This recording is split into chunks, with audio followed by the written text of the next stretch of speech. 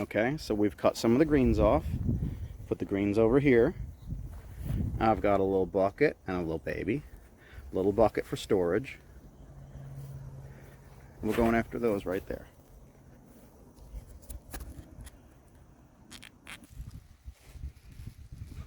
Okay, so here we go. I'm going to go ahead and pull this. Now that it's all been trimmed up to about 36 inches around. This is the way I normally maintain them. Now I can go into the middle and start to grab and wiggle it.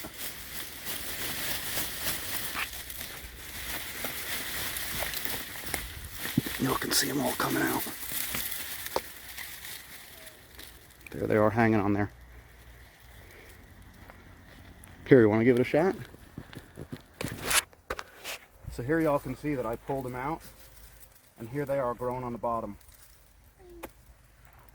Trying to show you in the sunlight.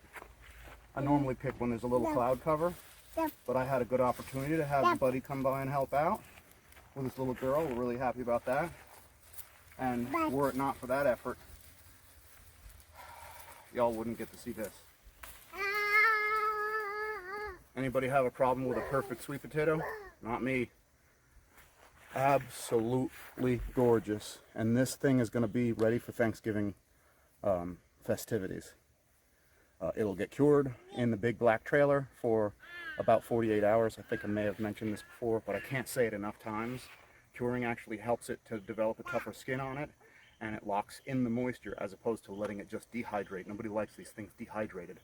Then we're going to keep them in a relatively a humid, controlled environment so that they don't shrivel up. And we're going to keep eating these. Look like it's lacking anything? I don't think so. Grown right here, Piedmont, North Carolina, inside wood chips. Does that look like dirt? This is how I get it out of the ground, folks. Y'all saw it. They look dirty to you. Just a little bit of hummus. The rest is all deliciousness.